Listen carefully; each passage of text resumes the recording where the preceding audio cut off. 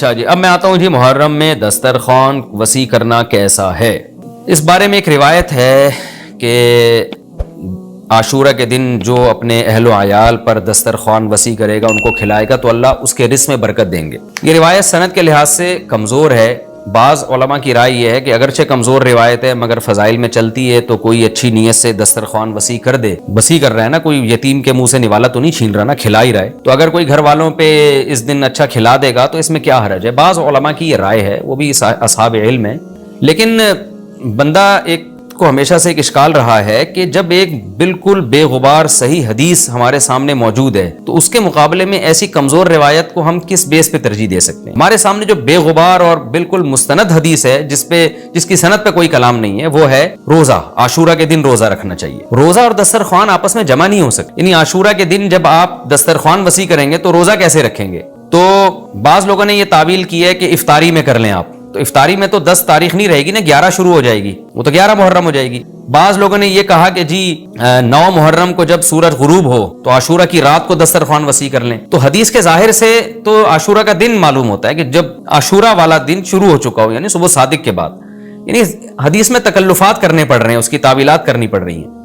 تو اس بارے میں علامہ ابن تیمیہ رحمہ اللہ کی رائے ہمیں بہت صحیح معلوم ہوتی ہے۔ انہوں نے یہ لکھا ہے کہ اصل میں ہوا یہ تھا کہ جب شیعہ حضرات نے عاشورہ کے دن کو منحوس سمجھنا شروع کر دیا کہ یہ منحوس دن ہے اور اس میں غم کا دن ہے، تو بعض سنیوں نے ان کے مخالفت میں نا اس کو خوشی کا دن منانا شروع کر دیا۔ یعنی ہوتا ہے نا، آپ کسی کی مخالفت میں حد سے تجاوز کرتے ہیں، تو انہوں نے خوشی کے دن کے لیے اس میں کھانے پینے کی روایتیں گھڑ لی، کھاؤ پیو کھلاؤ پلاؤ، تاکہ بالکل ان کی مخالفت ہو۔ تو حقیقت یہی معلوم ہوتا ہے کہ چونکہ صحیح حدیث میں روزے کا تذکرہ ملتا ہے اور روزہ اور کھلانا پلانا جمع نہیں ہو سکتا۔ اگر یہ جو دوسری عاشورہ کے میں کھانا کھلانے والی حدیث بھی بالکل بے غبار اور مستند ہوتی نا، تو ہم دونوں کو جمع کر کے تعویلات کر لیتے کہ جی افطار میں کھلا دو اور سارا دن روزہ رکھو، یا نابالغ بچوں کو دن میں کھلا دو اور بڑوں کو روزہ رکھوا دو، تو ہم تعویلات کرتے اگر یہ اسی ٹکر کی حدیث ہوتی۔ لیکن یہ کمزور حدیث ہے، تو اس کو اتنی صحیح مستند روایت کے مقابلے میں ہم کیسے لا سکتے ہیں؟ تو وہ ابن تیمیہ رحمہ اللہ کی بات کافی معقول معلوم ہوتی ہے کہ بعض شامی لوگوں نے یہ روایت کو گڑھا ہے صرف شیعہ لوگوں کی دشمنی اور مخالفت میں، کہ اس کو خوشی کا دن، تو عاشورہ کا دن تو نہ غم کا دن ہے نہ خوشی کا دن ہے، عبادت کا مقدس دن ضرور ہے،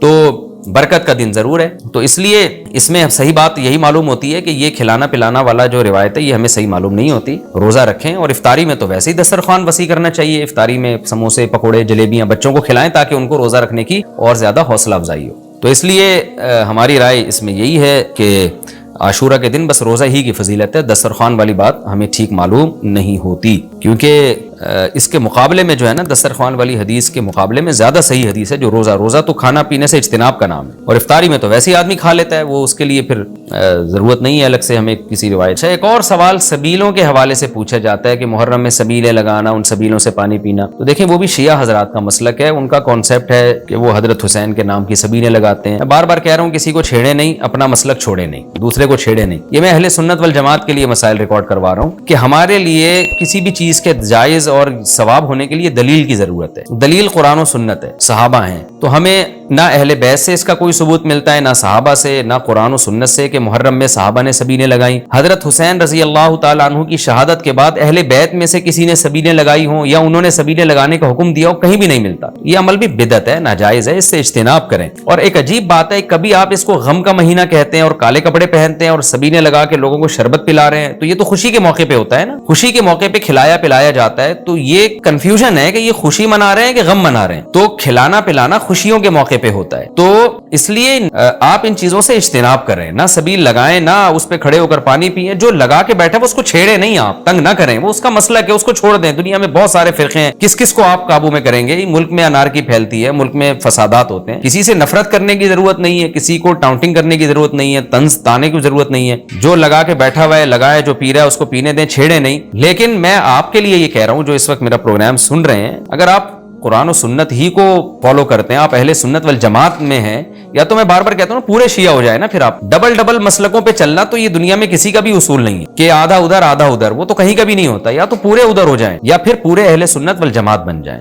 تو اہل سنت والجماعت کے ہاں یہ سبیلیں لگانا یہ جائز کام نہیں ہے، کیونکہ قرآن و سنت سے اس کا ثبوت نہیں ہے۔ لوگ کہتے ہیں ایک آدمی کسی کو شربت پلا رہا ہے، پانی پلا رہا ہے، تو پانی پلانا تو بڑا اچھا کام ہے، پانی پلانا اچھا کام ہے، پورے سال کسی دن کو خاص کر لینا یہ اچھا کام نہیں، تو اس سے بدعت کی تائید ہوتی ہے۔ تو اگر کوئی پیاسا آپ کو نظر آتا ہے تو محرم میں ہو تو محرم میں بھی پلائیں، سفر میں ہو تو سفر میں بھی پلائیں، لیکن کوئی پیاسا نہیں ہے تو جیسے آپ پورے سال سبیلیں نہیں لگاتے تو محرم میں بھی نہ لگائیں آپ، کیونکہ اگر آپ پورے سال نہیں لگاتے محرم میں لگا رہے ہیں تو اس کی علامت ہے آپ اس مہینے کو سبیل کے حوالے سے خاص ویلیو دے رہے ہیں۔ اس ویلیو کی آپ کے پاس قرآن و سنت سے دلیل ہونی چاہیے، دلیل نہیں ہے تو ہمارے پاس دلیل ہے۔ نبی صلی اللہ علیہ وسلم نے فرمایا من احدث فی امرنا ھذا ما لیس منہ فہو رد وفی روایت فہو مردود، جو ہمارے دین میں کوئی بھی نئی چیز لے کر آئے گا نبی نے فرمایا وہ مردود ہے، ہم نہیں اس کو ایکسیپٹ کریں گے۔ تو اس لیے بھائی ہم تو اس حدیث کو فالو کرتے ہیں، تو کائنڈلی آپ حضرات سے گزارش ہے، ہاں کوئی پورے سال سبیل لگا کے بیٹھا ہو تو وہ محرم میں بھی لگا لے، کیوں؟ وہ اس لیے کہ وہ محرم کو الگ سے فضیلت نہیں دے رہا سبیل کے حوالے سے، بلکہ وہ کہہ رہا ہے بھائی میں تو پورے سال لوگوں کو پانی پلاتا ہوں تو محرم میں بھی پلا رہا ہوں، میں تو پورے سال شربت پلاتا ہوں تو محرم میں بھی پلا رہا ہوں۔ لیکن ایک آدمی سال کے 11 مہینے نہیں پلاتا، صرف محرم میں سبیل لگا کے بیٹھا ہے، اس کا مطلب وہ اس مہینے کو سبیل کے حوالے سے زیادہ ویلیو دے رہا ہے۔ اس ویلیو کے لیے میں نے کہا دلیل چاہیے، دلیل آپ کے پاس اگر نہیں ہے تو پھر وہ حدیث ہے جو ہمارے دین میں نئی چیز ایجاد کرے گا تو وہ چیز مردود ہے۔